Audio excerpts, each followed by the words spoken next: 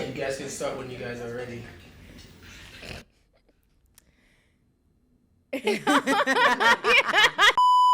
Hi, everyone. Welcome to Registered and Rooted. My name is Rebecca. And my name is Dana. And we are Registered and Rooted. We are work besties turned real life besties. Yeah. This podcast is basically where Island Vibes meets wellness and nursing realness. Cut, because blooper. So we want to tell you guys a little bit about ourselves. Yeah.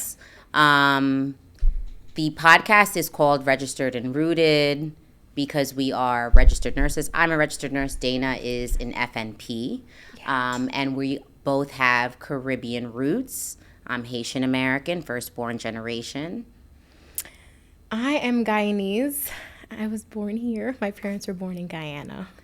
And we really want this to be a love letter to our communities about wellness, taking care of yourself, being mindful not only of your physical health, but your mental health. And we want to share this safe space with you guys. Sometimes when you go to a doctor's office or when you're in a medical environment, you're scared about asking questions or you don't want to appear simple-minded. This is a safe space where you can ask us questions. We can give you responses to the best of our ability. You should always follow up with your primary care provider. But we do want to make this a space where we can come together, uphold and build our communities, and have a great time while doing it. Yeah. So if you ever felt like you're growing, glowing, and figuring it all out, one deep breath at a time, you're definitely in the right place with us because that's what we're here to do. So, professional wise, I started off as a med-surg nurse back in 2017. From there, I went into the operating room. Then I became a wellness nurse. I worked for Northwell during COVID, which was a rough time for everyone, I would say. A lot has happened, from that time to now. And I went back to school. I got did my master's at LIU. Now I'm a family nurse practitioner. And as of right now, I'm doing my doctorate. So that's that. And my co-founder here is going back to school to, be a nurse practitioner as well, family. Yes. So claps for her. Thanks for inspiring me. Oh. I think being in this profession is very rewarding. We touch a lot of lives. We speak to a lot of people, hear a lot of stories. And sometimes we can resonate with it. I've loved this career. I love the career that I, stepped into. It teaches me a lot about myself as well. I have a question for you. Yeah. How was it being a young nurse? Because you've been a nurse since you were in your early 20s. I became a nurse later on. Yeah. So how has that been? So being a young nurse, I'm not going to lie, it was definitely tough. What they say that the nurses eat their young. The older nurses eat their young. Yeah, that was definitely true. Okay. I walked on the floor real cute with my Hello Kitty lunchbox, pink to dripped out. And then they're looking at me like, you all right? Like, you're about to be knee deep in shit. Okay. Like you wilding out. Yeah. So I was like, all right. I did get a lot of support. But those were from, I feel like, the older nurses who were more Caribbean. Some of them were not so nice, but stepping into it, I just learned that whatever I learned from them, I have to kind of put my own twist on it, basically. Even though sometimes I felt scared going into work, like I was nervous always going into work. I didn't know what would happen. Yeah. I kind of had to put that in the back of me, like, listen, I did an exam, like I passed a national board exam to be here. I went through schooling to be here. So I deserve to be here, just like them, Period. Yeah, so that was that. But I'm not going to lie, like, they weren't playing around. Like, when you were pressing the call bell to be like, can you come help me? Like, this lady is about to drop off their bed. They're like, you be all right. Yeah, sink or I'm swim. just like, oh, my sink God. Or swim. Yeah, it was sink or swim. I was not happy, okay? Yeah. But I feel like med-surg is always the stepping stone for nurses. You always have to go through that med-surg period. Yeah, that background. That background. Like, you're literally doing some crazy stuff, and then You you're do a little eating bit of lunch or everything. dinner right after. It's like Yes. you don't have time to, I don't know. You just don't have time to take be care of cute. yourself. You're I taking- used to like to be cute at work, and now I you're couldn't taking be care cute. of everyone, so you don't have time Yeah. to take care of yourself.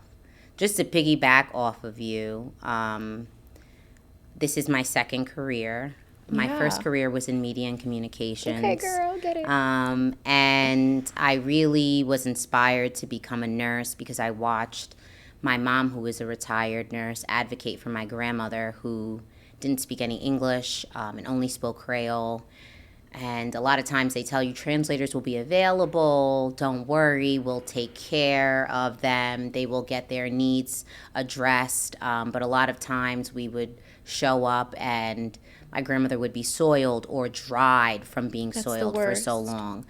And I saw my mom just tear into them in a way that only a nurse can, because she speaks the language. Yeah. She's able to go toe-to-toe with them. And I saw how that made my grandmother's life so much more impactful. She lived a longer life because my mom was able to advocate for her and catch things before they got too serious. And that really inspired me. I felt like this is a real skill set to have. And if I could advocate for myself and people who look like me, who speak a different language, representation matters everywhere. But like you said, as a nurse, I wasn't as young of a nurse, but You're still young. She's I still so did young. find that nurses do eat their young, unfortunately. I don't want to reinforce that negative stereotype, and not all nurses, but I was anxious waking up every night. I didn't know what kind of night I was Yeah. going to have. And when the senior nurses are there who basically look at you and say, sink or swim, you're upset. Isn't this what you prayed for? I used to leave every morning at 7:30 a.m. crying. My mom looked at me every day. She's like, "Are you all right?" I'm like, "No, I'm not okay." Yeah. And it's like that's when I learned like, all right, I'm too soft. I need to like man up, go in there and say, "You can't mess with me." Yeah. So it's like you have to put on your big girl pants, and it took me a while to do that, and then I Yeah. did. But I can definitely relate to you.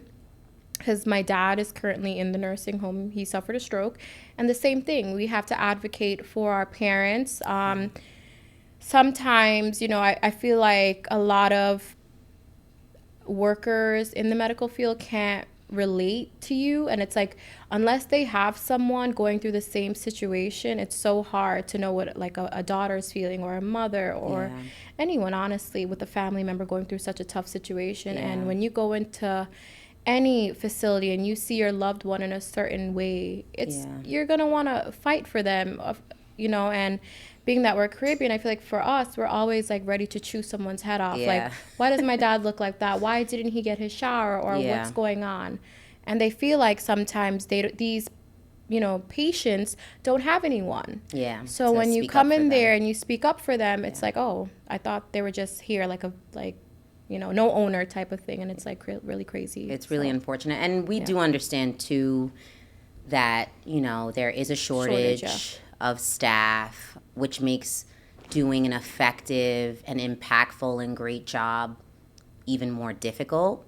That's why I am thankful that we were both able to transition from that into a different aspect of nursing that I don't think causes burnout. I don't know if you feel burnt out in wellness. I don't feel burnt out. No, I don't feel burnt out. I at do all. feel appreciated, and I am able to make a difference when we go to various locations and I see people who need translation with Haitian Creole, and I'm able to provide that for them. Yeah, Rebecca's the big translator at our job. She's like the best translator. Thank God I didn't lie on my resume. Yeah. Thank God she didn't, because I certainly did when I said I knew Spanish.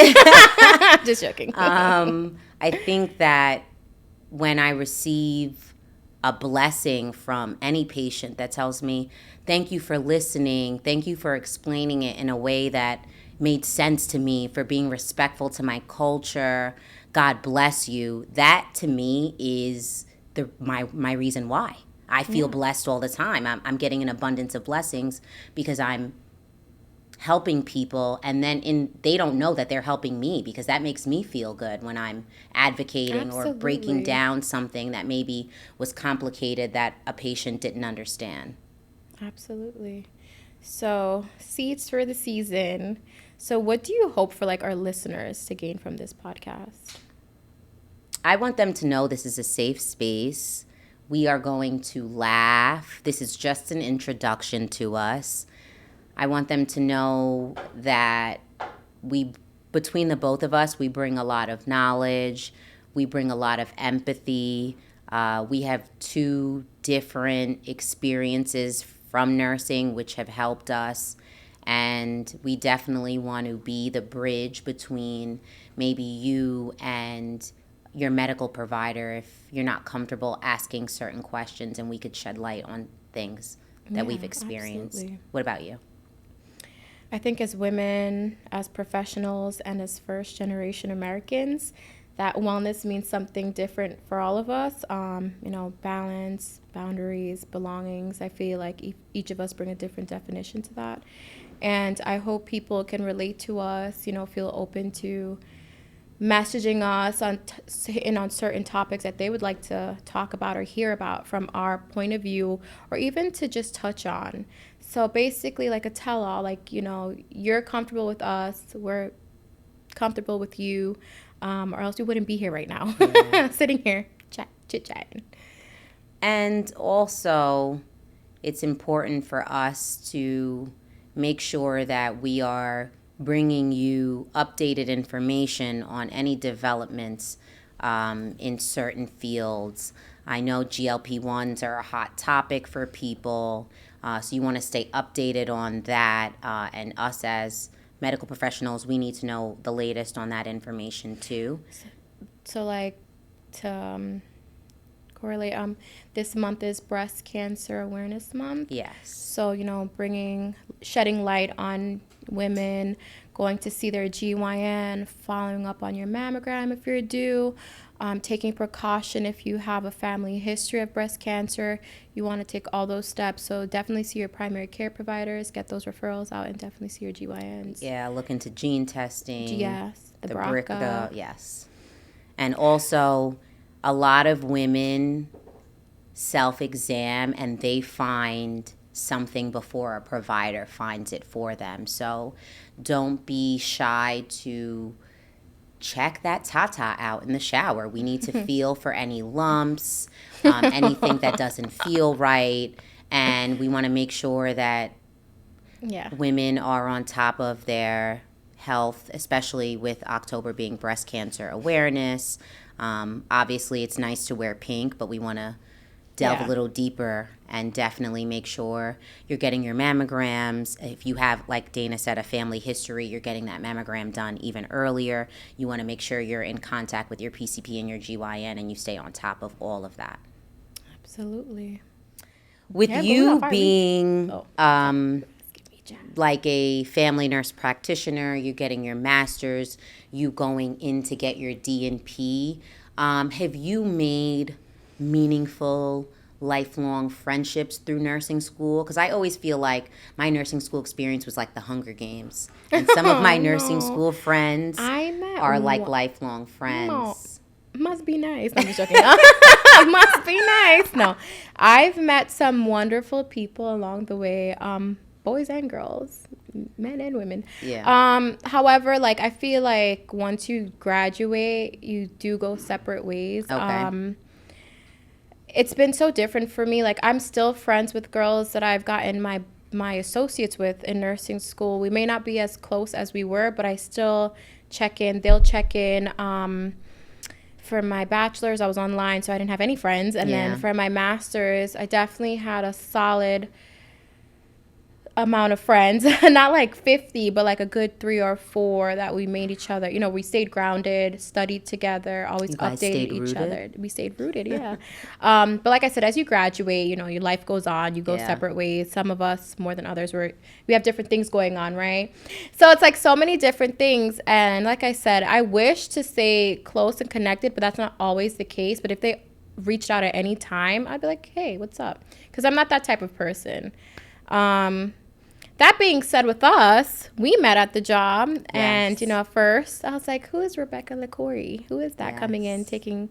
You thought I was some white woman. I did. I was like, "This is a white woman coming in," and then here my friend is, this gorgeous Haitian girl. Like, okay, I was a little scared of her at first. Like, should I go say hi? Oh, you were Little very thing. sweet. You were nothing like Big Rich. Shout out to Big Yeah. Rich. Shout out to Big Rich. He's a big personality. No. And now look at us. Yeah, I feel like our friendship was really, I don't want to say like slow to warm, but it was an authentic build. I know people say you go to work, you can't be friends with the people you Yeah, work like do your work with. and go home. Don't make Yeah, friends. like you can't trust anybody at work. Nah, we be And we're cackling on the job. I think that you, yeah. not where we don't get our work done though, of course. Yeah. I think you have to have discernment, right? Yeah. There are people that you work with that will remain at work, and when you clock out, you don't have an overlap where your personal life gets mixed in. But with Dana and I, we are close in age. Compared to our colleagues, we are very close in age. That's not age shaming anyone.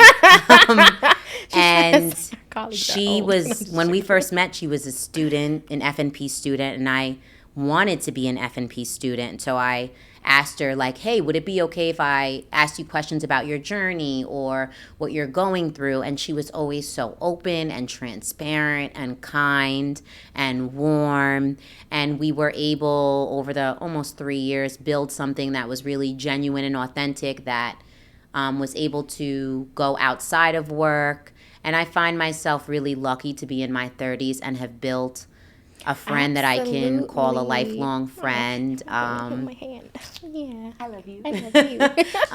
That I can call a lifelong friend that I met at work. And my godmother is actually my mom's work bestie. And they're still best friends at almost, I mean, I'm not trying to put out my age, but over 30 years, they've been best friends. And sometimes you would not expect the most beautiful thing to blossom where you least expect it. Absolutely, that is so true.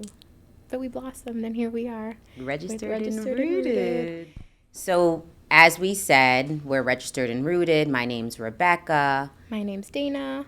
And we thank you for listening to our very first episode of Registered and Rooted. We hope you leave this conversation feeling a little more grounded, inspired, and ready to care for yourself in a way that you care for everyone else. We'll be diving into more real conversations about wellness, identity, and the everyday work of staying rooted. Like I said, this was only our intro, and we don't want to overwhelm you guys with everything. Until next time, take care of yourself.